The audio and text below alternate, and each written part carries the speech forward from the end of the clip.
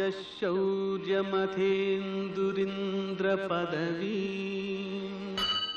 सन्मङ्गलं मङ्गलम्। लक्ष्मीं क्षीरसमुद्रराजतनयां श्रीरङ्गधामेश्वरी दासीभूतसमस्तदेववनितां लोकैकदीपाङ्कुरां श्रीमन्मन्दकटाक्षलब्धविभवब्रह्मेन्द्रगङ्गाधरां त्वां त्रैलोक्यकुटुम्बिनीं सरसिजां वन्दे मुकुन्दप्रियां। सिद्धलक्ष्मीर्मोक्षलक्ष्मीः जयलक्ष्मी सरस्वती श्रीलक्ष्मीर्वरलक्ष्मीश्च प्रसन्ना मम सर्वदा। నేటి కాలమాన విశేషాలను గమనిద్దాం. స్వస్తి శ్రీ చాంద్రమాన జైనామ సంవత్సరం దక్షిణాయనం శరదృతువు ఆశ్వేజమాసం శుక్లపక్షం శుక్రవారం. సూర్యోదయం 6:09 సూర్యాస్తమయం 6:06. తిథి విధియ మధ్యాహ్నం 2:34 వరకు. నక్షత్రం చిత్త రాత్రి 9:19 వరకు. వర్జం రాత్రి 3:13 నుంచి 4:54 వరకు. దుర్ముహూర్తం ఉదయం 8:32 నుంచి 9:20 వరకు. మరల మధ్యాహ్నం 12:31 నుంచి 1:19 వరకు. అమృతకాలం మధ్యాహ్నం 2:27 నుంచి 4:10 వరకు. రాహుకాలం శుక్రవారం కాబట్టి ఉదయం 10:30 నుంచి 12 గంటల వరకు.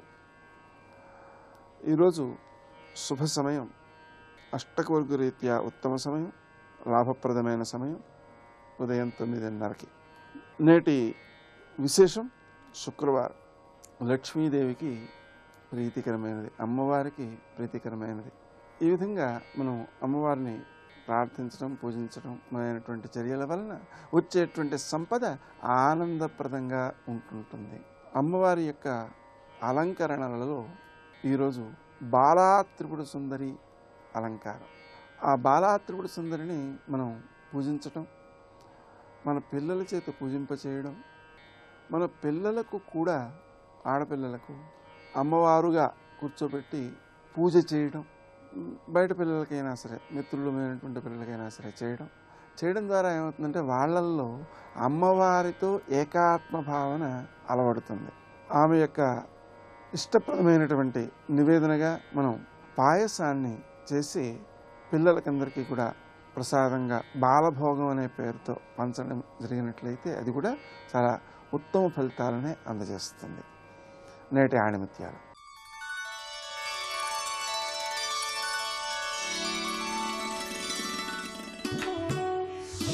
కుండలు కూజాలు వేరువేరు ఆకృతులలో ఉంటాయి, కానీ అవన్నీ ఒకే మట్టితో తయారైనవి. అలాగే భగవంతుడు ఒక్కడే అయినా వివిధ నామరూపాలతో పూజించబడుతున్నాడు.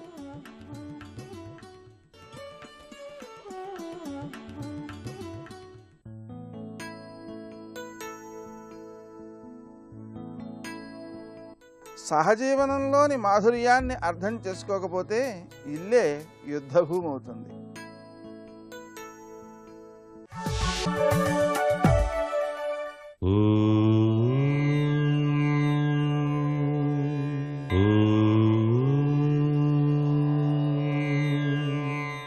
యాదేవీం సర్వభూతేషు మాతృరూపేణ సంస్థిత నమస్తస్వై నమస్తస్వై నమస్తస్వై నమో నమః. ఈ దసరా శరన్నవరాత్రి మహోత్సవ సందర్భంగా జగద్రక్షణ చేయగలిగేటువంటి సామర్థ్యం కలిగింది. అందుకు తగినటువంటి ప్రేమ దయ అసలైన అందాలుగా ఆ తల్లి జగన్మాత మనందరినీ కూడాను రక్షిస్తోంది. ఆ అందాల రాశి జగన్మాతకు ఈ యొక్క నవరాత్రి ఉత్సవ సందర్భంగా ప్రతిరోజు కూడాను ఒక్కొక్క అవతార స్వరూపంలో ఆ తల్లిని ఆరాధన చేసేటువంటి సాంప్రదాయం కనిపిస్తుంది. ఈరోజు బాలా త్రిపుర సుందరీదేవిగా ఆ తల్లి సాక్షాత్కరిస్తూ ఉంటుంది. బాలాంబిక ఆ తల్లి. ఆ బాలాంబికా తత్వం అపురూపమైనటువంటి దివ్యవంతమైనటువంటి జ్ఞానతత్వానికి నిదర్శనంగా చెప్పడం జరుగుతుంది. తప్పనిసరిగా ఉపాసనాపరులు బాలా త్రిపుర సుందరీ దేవిని అర్చన చేసిన తరువాతనే మిగతా అవతారాల్లోకి వెళ్ళేటువంటి సనాతన సంప్రదాయం కల్పిస్తుంది. ఆ తల్లి బాలగా గజ్జెల మోతతో చిన్న బాలికగా ఉపాసనాపరులకు కంటికి కనిపిస్తుంది అని చెప్పడంలో ఏమాత్రం సందేహం లేదు. ఆ దేవీ ఉపాసనా బలం అంత అనిర్వచనీయమైనటువంటి స్ఫూర్తిదాయకమైనటువంటి ప్రభావాన్ని కలిగింపజేస్తుంది. కాబట్టే ఆ తల్లి చిన్న పిల్ల ఆకృతిలో సర్వసంపదల్ని ప్రసాదించే అమృత కల్పవల్లిగా సాక్షాత్కరిస్తుంది. అందుకే బాలా ఉపాసన చేసేటువంటి వ్యక్తులు ఎవరైనా సరే ఆ తల్లిని బాలా త్రిపుర సుందరీ దేవిగా ఆరాధన చేసి తరించేటువంటి సాంప్రదాయం ఈరోజు ఆ తల్లికి ప్రీతివంతమైనటువంటి ఆవు పాలతో చేసినటువంటి పరవాణాన్ని నైవేద్యంగా సమర్పించేటువంటి సాంప్రదాయంతో పాటుగా దద్దోజనం కూడా, పులిహోర కూడాను నైవేద్యంగా సమర్పించేటువంటి సాంప్రదాయం కనిపిస్తుంది. అంతేకాకుండా ఆ తల్లికి ఇష్టమైనది మందార పువ్వు. పూలు అనేటువంటివి మానవ జీవితంలో భగవంతుడు మనకు ప్రసాదించిన ఈ అమృతతుల్యమైనటువంటి ఈ శరీర ఆకృతికి కృతజ్ఞతలు తెలియచేస్తూ సమర్పించేటువంటి విశిష్ట లక్షణం. ఈ తల్లి చాలా చక్కటి అందాల రాశి కాబట్టే ముద్దుల పాపకు తెలియనులే మురిపెమిచ్చేది తల్లి అనేటువంటి చందంగా ఆ తల్లి సాక్షాత్కరిస్తూ ఉంటుంది. కాబట్టి ఆ తల్లిని మందార పూలతో కూడా పూజ చేసి అర్చించి తరిద్దామా? మరి సర్వే జనా సుఖినో భవంతు.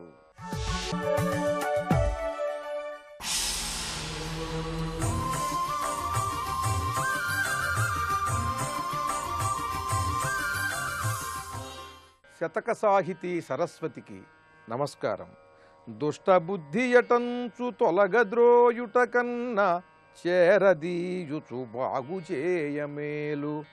నీతి మాలిన వారి నిందసేయుట కన్నా మంచి మార్గము చూపి మనుపమేలు. అనృతవాదులటంచు అపహసించుట కన్నా సత్యసంధుల చేయ చాలా మేలు. త్రాగుబోతులటంచు సాగద్రోలుట కన్నా నీతివర్తనమును నేర్పమేలు. సంస్కరించెడు వారే పో సత్యవంతులు అట్టివారల మార్గంబుననుసరించి చేయదగినది మానవ సేవగాదే కుటిల జనభంగ సత్సంగ కోటిలింగ. ఓ కోటిలింగేశ్వర స్వామి, దుష్టబుద్ధి ఎటంచు తొలగద్రోయుట కన్నా చేరదీయుచు బాగు చేయమేలు. ఈ మానవ సమాజంలో ఎవరికైనా దుష్టబుద్ధి కలిగి వారు ఏవైనా చెడ్డ పనులు చేసినప్పుడు వారిని బహిష్కరించకుండా, వారిని దూరంగా ఉంచకుండా, వారిని బాగు చేయించే ప్రయత్నం చేయటం అదే గొప్పది. నీతి మాలిన వారి నిందసేయుట కన్నా మంచి మార్గము చూపి మనుపమేలు. అవినీతి కార్యక్రమాలతో జీవితాన్ని గడిపేటువంటి వారిని నిందించటం, విమర్శించటం కన్నా వారిని నీతి మార్గంలోకి మార్చటం ఎలా అని ఆలోచించి ఆ ప్రయత్నం చేయటం అది గొప్పది. అనృతవాదులటంచు అపహసించుట కన్నా సత్యసంధుల చేయ సాలమేలు. వారు నిరంతరం అబద్ధాలాడతారు అని వారి వెనకన నవ్వుకోవటం కంటే, ఎగతాళి చేయటం కంటే, సత్యం పలకటం వల్ల ఉండే ప్రయోజనం ఏమిటో, దానివల్ల వచ్చే శక్తి ఏమిటో, ప్రశాంతి ఏమిటో అది వారికి తెలియజేసే విధంగా ప్రవర్తించటం మేలు. త్రాగుబోతులటంచు సాగదోలుట కన్నా నీతివర్తనమును నేర్పమేలు. విపరీతంగా మద్యం సేవించి అనేక విధాలుగా ప్రవర్తిస్తాడు, ఇబ్బందికరంగా ఉంటుంది అతని ప్రవర్తన ఆ సమయంలో అని అతన్ని నిరంతరము కూడా దూరంగా ఉంచే ప్రయత్నం చేయటం కంటే అతనికి ఆ త్రాగుడు మానేసే విధంగా చక్కని నీతివర్తనాన్ని మంచి బోధని చేయటం అది ఉత్తమం. ఆ పని ఎవరైనా చేయాలి. సంస్కరించెడు వారెపో సత్యసంధులు. ఎన్ని మాట్లాడినా ఎంత గొప్పవారైనా సంస్కరించేటువంటి ప్రయత్నం చేసిన వాడే నిజంగా ఆదర్శనీయుడు. ఆ సంస్కరించెడు వాడు మాత్రమే నిజాయితీపరుడు. అలా కాని నిజాయితీ కాదు. అట్టివారల మార్గంబుననుసరించి చేయదగినది మానవ సేవ కాదే. అత్యుత్తమమైన మార్గం ఏమిటంటే తాను నీతిపరుడుగా నిజాయితీపరుడుగా ఉండటం మాత్రమే కాకుండా ఇతరులు కూడా అలా ఉండేలా ప్రయత్నం చేసేటువంటి వాడు మహోన్నతుడు. అటువంటి వారందరూ చేయవలసినది మానవ సేవ మాత్రమే కదా. మానవులలో ఉండే ఈ బుద్ధి సంబంధమైన హెచ్చుతగ్గులు మంచి చెడులను సంస్కరించి వారికి వివేకాన్ని కలిగించటం కంటే ఇంతకన్నా మహాద్భుతమైన కార్యక్రమం ఏముంటుంది ఈ ప్రపంచంలో అంటూ సంఘ సంస్కారం కోసం నిరంతరం పాటుపడమని విద్యావేత్తలను సూచిస్తూ దేశభక్తితో దైవభక్తితో అద్భుతమైన శతకాన్ని రాసి మనకు అందించిన శ్రీ సత్యవోలు అప్పారావు గారి కోటిలింగ శతకంలోని మరి ఒక పద్యం గురించి రేపు ఉదయం తెలుసుకుందాం. ఓం నమః శివాయ.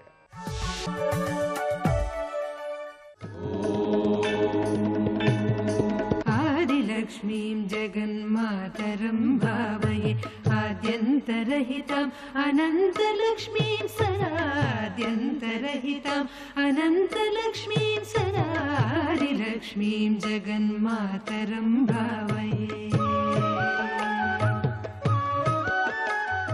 अरुणकिरणजालैरञ्चिताशावकाशा विधृतजपपटीका पुस्तकाभीतिहस्ता इतरकरवराढ्या फुल्लकल्हारसंस्था निवसतु हृदि बाला नित्यकल्याणशीला. शिवाय गुरवे नमः. श्रीमात्रे नमः. श्रीविष्णुरूपाय नमः शिवाय. శ్రీబాలామహాత్రిపురసుందర్యై నమః.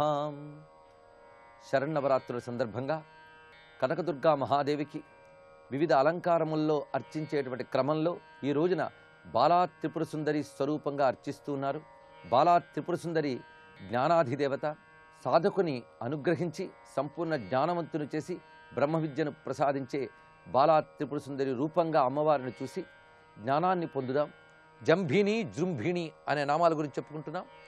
ఇవి శత్రు స్తంభన శక్తులు, శత్రువుల యొక్క వీరత్వాన్ని అణచివేసేటువంటి శక్తులు అనే అర్థంతో పాటు రోగాలను అణచివేసే శక్తులు, అదేవిధంగా అధర్మాన్ని అణచివేసేటువంటి సారస్వత శక్తులు, మంత్రశక్తులు అనే అర్థాన్ని కూడా గ్రహించాలి.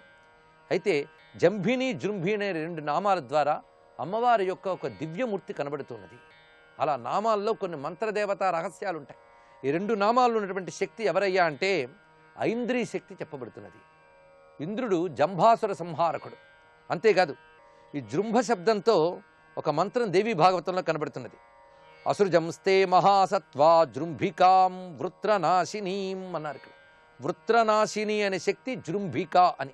జృంభిని అంటే వృత్రాసుర సంహారము చేసినటువంటి శక్తి అని అర్థం. వృత్రాసురుని సంహరించింది ఇంద్రుడు. వేదం ప్రకారంగా ఇంద్రుడు అంటే పరమేశ్వరుడు. ఆయన యొక్క శక్తి ఐంద్రి, ఇంద్రాణి అని చెప్పబడుతుంది. ఆ తల్లి ఇంద్రాక్షి అని కూడా చెప్పబడుతున్నది. మంత్రశాస్త్రంలో రోగాలు పోవాలంటే ఇంద్రాక్షి మంత్రాన్ని జపం చేయమని చెప్తారు. ఇంద్రాక్షి మంత్రము ఎలాంటి రోగాలనైనా నశింపజేస్తుంది. ఆ ఇంద్రాక్షి మంత్ర సంకేతములు రహస్యములే ఈ జంభిని జృంభిణి జంభకారిణి గణకారిక శరణి చక్రికానంతా సర్వవ్యాధి చికిత్సకి అనే నామాలు గుత్తిలో ఉన్నాయి. ఇది తెలుసుకోవాల్సింది.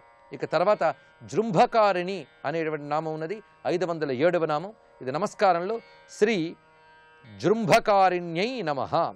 ఈ జృంభకారిణి అనేటువంటి విషయానికి అర్థం మునిపే చెప్పుకున్న జృంభ అంటే ఆవులింత అని ఒక అర్థము, జృంభ అంటే వికసనము, వికసించుట, తెరచుకొనుట అని అర్థం. ఇంకా చెప్పాలంటే నోరు తెరచుకోవడం అనే దాన్ని కూడా జృంభము అని అంటారు ఇక్కడ.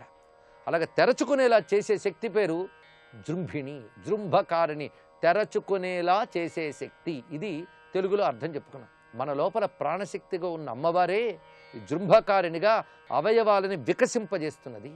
ఇది కూడా ఐంద్రియ శక్తి యొక్క రహస్యాన్ని చెప్తున్నది. ఆ ఇంద్రాణి శక్తి తర్వాత నామంలో గణకారిక అని చెప్పబడుతున్నది.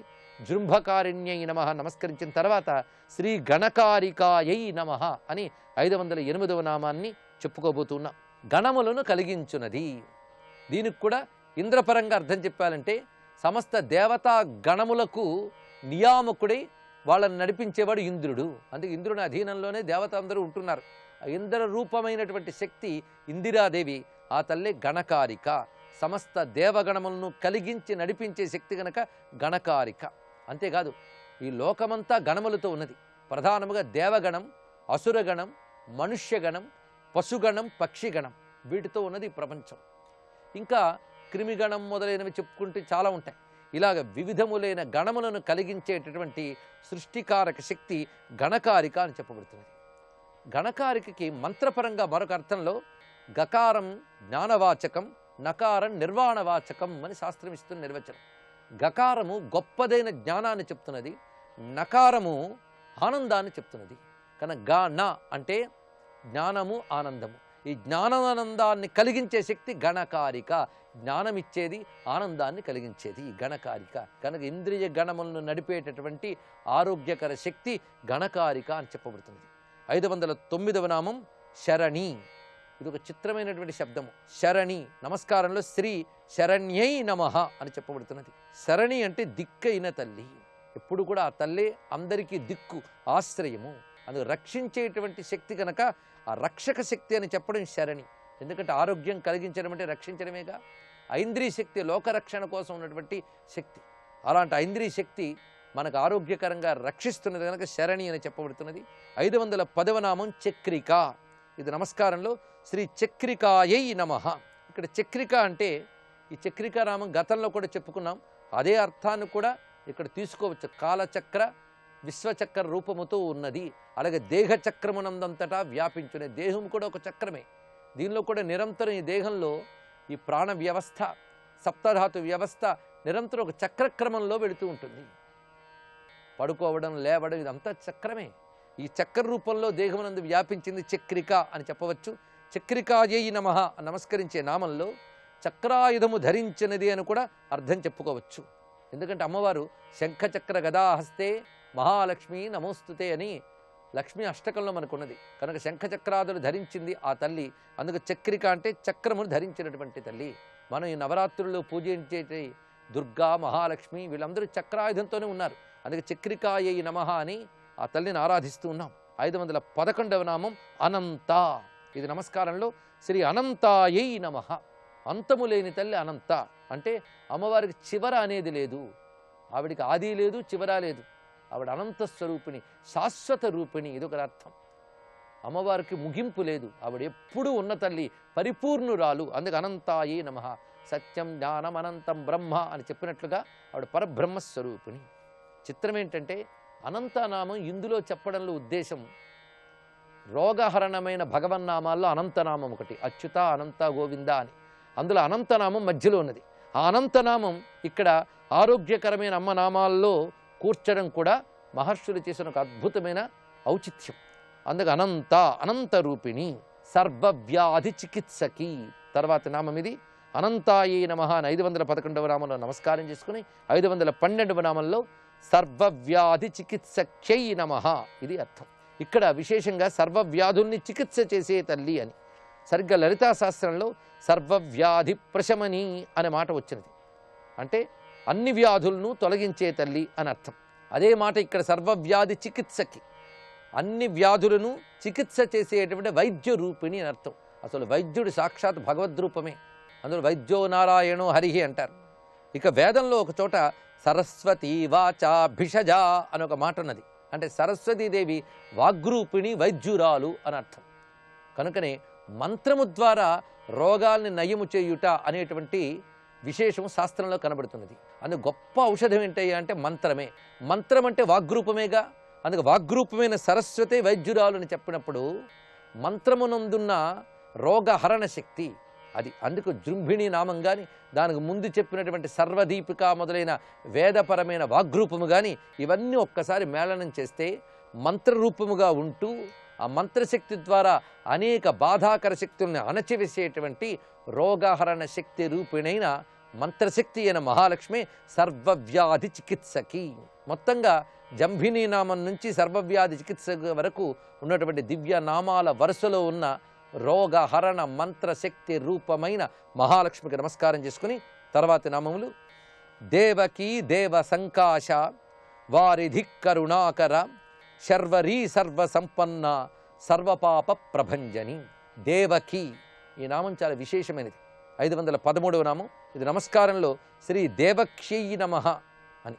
అయితే దేవకి అనగానే మనకి వెంటనే కృష్ణ పరమాత్మ గుర్తొస్తాడు. దేవకి పరమానందం కృష్ణం వందే జగద్గురుం. కృష్ణ పరమాత్మ యొక్క తల్లి పేరు దేవకి, తండ్రి పేరు వసుదేవుడు. అందుకు వసుదేవుని యొక్క పత్ని దేవకీదేవి. ఆ దేవకీదేవి ఈ లక్ష్మీదేవి రెండు ఒకటేనా? ఇది ప్రశ్న. లక్ష్మీ సహస్రనామాలు దేవకీదేవి వచ్చిన తర్వాత వచ్చాయా, అంతకు ముందున్నాయా? సనత్కుమారుడు, శ్రీ సూక్తము ఏనాటి నుంచో ఉన్నాయి. కనుక దేవకీ నామం దేవకీ దేవి కంటే ముందే ఉంది. ఆ నామం ముందే ఉంది కనుక ఆ తల్లికి ఆ పేరు పెట్టారు. ఇది తెలుసుకోవాల్సింది. అందులో దేవకి అంటే మహాలక్ష్మి అనే అర్థము. ఇదే శాస్త్రంలో చెప్పబడుతున్నది. అంతేకాదు దీనిలో మరొక అద్భుతమైన విషయం ఉన్నది. దాన్ని రేపు తెలుసుకుందాం. సర్వం శ్రీకృష్ణ చరణారవిందార్పణమస్తు.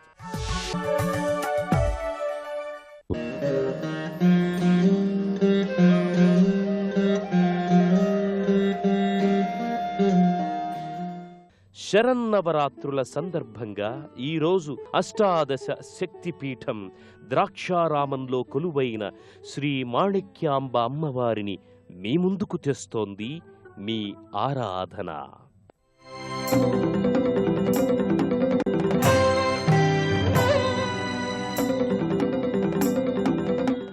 దక్ష ప్రజాపతి ఈ క్షేత్రాన యజ్ఞం చేయటం వల్ల ఈ క్షేత్రం దక్షవాటికగా, దక్షారామంగా, కాలక్రమంలో ద్రాక్షారామంగా రూపుదిద్దుకుంది. అతి పురాతనమైన ఈ ఆలయాన్ని క్రీస్తు శకం 892 నుంచి 922వ సంవత్సరం వరకు వేంగి రాజ్యాన్ని పాలించిన తూర్పు చాళుక్య రాజవంశానికి చెందిన చాళుక్య భీముడు నిర్మించినట్లు చారిత్రక ఆధారాల ద్వారా తెలుస్తోంది. ఉక్షాధీసుతురంగం హీరవలక్షాంగం ధృతసారంగం పక్షీంద్ర ధ్వజపూజిత పాదమౌఘ్నఘం దివిజోవగ్నం నక్షత్రే సవతం సంస్వాశ్రిత సంతానం సుఖసంధానం దక్షారామనివేశం ప్రణమత భీమేశం కరుణావేశం. గర్భాలయంలో నిత్యము స్వామివారికి జల, ఫల, పాలాభిషేకాలు నిత్యము జరుగుతూ ఉంటాయి. అష్టాదశ శక్తిపీఠాలలో ద్వాదశ శక్తిపీఠంగా విరాజిల్లుతున్న మాణిక్యాంబ అమ్మవారి ఆలయ సందర్శనం బహుజన్మల పుణ్యఫలంగా భక్తులు చెబుతారు. ఇక్కడ కొలువై ఉన్న మాణిక్యాంబ అమ్మవారు భక్తుల కోరికలు సఫలీకృతమయ్యేటట్లు దీవిస్తారని భక్తులు విశ్వసిస్తారు. ఆ శ్రీ మహావిష్ణువు తనకు సదస్సుంచకం చేత ఆ సచీదేవి యొక్క మృత శరీరాన్ని 18 గంటలా భాగిస్తాడు. వాటిలోనే మన భారతదేశంలో శ్రీరంగం మొదలుచుకుని మన కాశ్మీర్ పడ్డాయి. అష్టాదశ పీఠములు ఉంటారు. దాంట్లో 12వ పీఠం మాణిక్య దక్షవాటికే. ఆ మాణిక్యం అంటే ఆ సచీదేవి యొక్క నాభిస్థానాన్ని సంస్కృత నాభిని బొడ్డుని మాణిక్యం ఉంటారు. దాన్ని మన ఆదిశంకరాచార్యుల వారు పునఃప్రతిష్ఠ చేసి సాలగ్రామశిల మీద శ్రీచక్రం మీద నిర్మాణం చేశారు.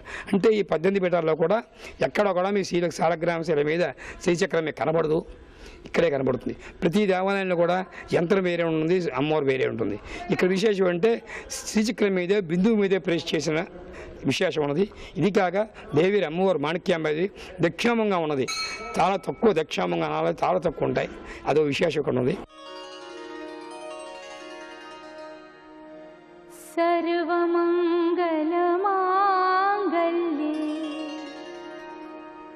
శివే సర్వార్థ సాధికే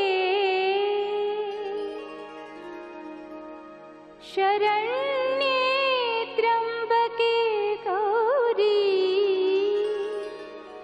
నారాయణి నమోస్తుతే నమోస్తుతే.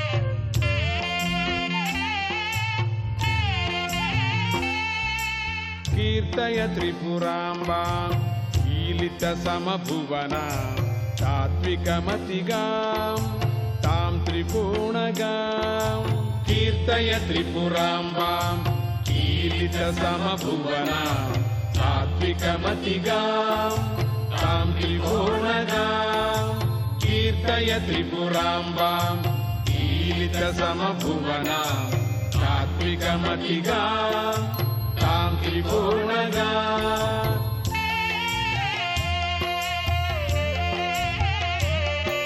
త్రిపుటీ రూపా లోకగతిర్భూమోధివి త్రిపుటీ రూపా లోకగతిర్భూమోధివి త్రిపుటీగి సాత్రికోణ రూపతో స్యాగేగం త్రిపుటీగి సాత్రికోణ రూపతో స్యాగేగం కీర్తయ త్రిపురాంబాం ఈలిత సమభువన తాత్వికమతిగాం తాం త్రికోణగాం కీర్తయ త్రిపురాంబాం ఈలిత సమభువన తాత్వికమతిగాం తాం త్రికోణగాం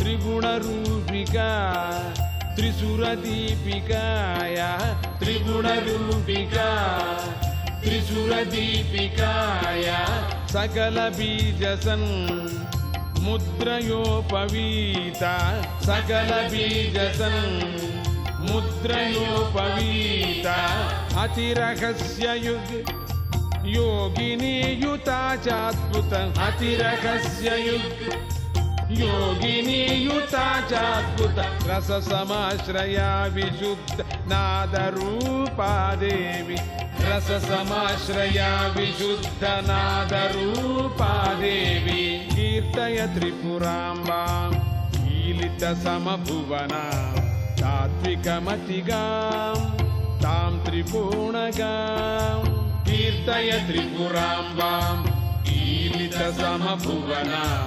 तात्विकमतिगां तां त्रिकोणगां सकल सिद्धिदा विमल चक्रगाय सकल सिद्धिदा विमल चक्रगाय कामनायिका वज्रनायिकाख्या कामनायिका वज्रनायिकाख्या शुभगमालिनी पूज्य जंजूटे शुभराग शुभगमालिनी पूज्य जंजूटे शुभराग गीतरञ्जिता सदैव सच्चिदानन्दात्मा गीतरञ्जिता सदैव सच्चिदानन्दात्मा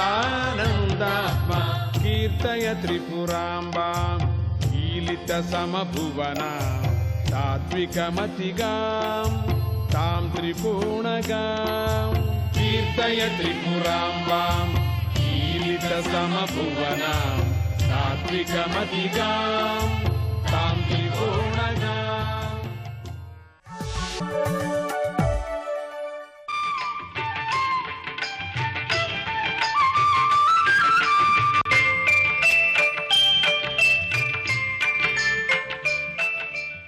నవరాత్రి రెండవ రోజు అమ్మవారు నవశక్తుల్లో రెండవ శక్తి బ్రహ్మచారిణీ దేవి.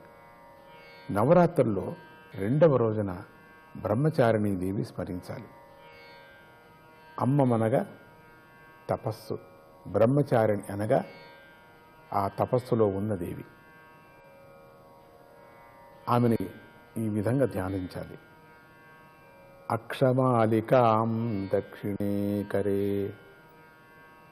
వారిభాజనం వామహస్తకే బిభ్రతీముమాం తాపసీమిమాం బ్రహ్మచారిణిం భావయే సదా. ఆ పరాశక్తి హిమవంతుడు మేనకాదేవి దంపతులకు పార్వతిగా జన్మించి నారదోపదేశం వల్ల పార్వతీమాత నిత్యం శివనామస్మరణంలోనూ పూజలోనూ గడిపేది. శివుడు తమ దగ్గరలో ఉండి తపస్సు చేసుకుంటున్నాడని తెలిసింది. హిమవంతుని ఆజ్ఞతో పార్వతీదేవి శివునికి సేవ చేస్తూ ఉన్నది. ఆ సమయంలో మన్మథుడు దేవకార్యం సఫలమవ్వాలని చెప్పేసి శివుడికి పార్వతికి పెళ్లి జరిగితేనే అది సాధ్యమవుతుందని తలచి దేవతలు తనకు అప్పగించినటువంటి పనిని పూర్తి చేశాడు. శివుడు మనస్సును చలింపజేశాడు. అప్పుడు మన్మథుడు శివుడి యొక్క ఆగ్రహానికి గురై ఆయన మూడో కంటు మంటల్లో కాలి బూడిదైపోయాడు. ఆ ఘటనకు పార్వతీదేవి భయపడి తపస్సులో స్వామిని జయించాలనుకొని కఠోరమైనటువంటి తపస్సు చేయసాగింది. ఆ సమయంలోనే అమ్మవారికి అనేక పేర్లు వచ్చాయి. ఆ తపస్సును చూసి అందరూ అమ్మవారిని బ్రహ్మచారిణి అని కీర్తించారు. నేలపై పడిన ఆకులను మాత్రమే స్వీకరిస్తూ తపస్సు చేయటం వల్ల ఆమెను అపర్ణ అని స్తుతించారు. మేనకాదేవి అమ్మవారిని ఉమా అన్నది. అన్ని పేర్లు గల ఆ దేవి తపస్సును బ్రహ్మాండంగా కొనసాగుతుండగా ఒక బ్రహ్మచారి అక్కడికి వచ్చి శివుణ్ణి దూషించడం ప్రారంభించాడు. ఆమె ఎంతో నచ్చజెప్పింది. అయినా బ్రహ్మచారి బెదరలేదు. గురువుని దైవాన్ని దూషణ చేస్తున్న వారి దగ్గర చెవులు మూసుకోవాలి లేదా అక్కడి నుంచి వెళ్ళిపోవాలని స్మృతి చెప్పింది. కనుక ఆ బ్రహ్మచారి ఎదుట నుంచి ఆమె కదలబోతుంటే ఆ బ్రహ్మచారి శివుడే ఆమె చేయి పట్టుకున్నాడట. శివుణ్ణి చూసి ఆ దేవి అలాగే ఉండిపోయింది. ఆమె కదల్లేక నిలబడిపోయిందన్న. అప్పుడు ఆ రూపాన్ని అందరూ కూడా బ్రహ్మచారిణి అని స్తుతించారు. ఆ బ్రహ్మచారిణి దేవి ఆరాధనతో తపస్సు చేస్తూ ఉన్నది. త్యాగం, వైరాగ్యం, సదాచారం, సంయమం వృద్ధి చెందుతాయి. ఈరోజు అవతారమైనటువంటి రాజరాజేశ్వరి మాతను ముద్గాన్నం నైవేద్యం పెట్టాలి. వస్త్రాలను సమర్పించి పూజించాలి. సాధకుడు నవరాత్రుల్లోని ఈ 2వ రోజున మనస్సును స్వాధిష్టాన చక్రం మీద నిలపాలి. ఆ బ్రహ్మచారిణి దేవి కృప వల్ల ప్రకృతి ప్రశాంతతో ఉండని. జై గురుదత్త, శ్రీ గురుదత్త.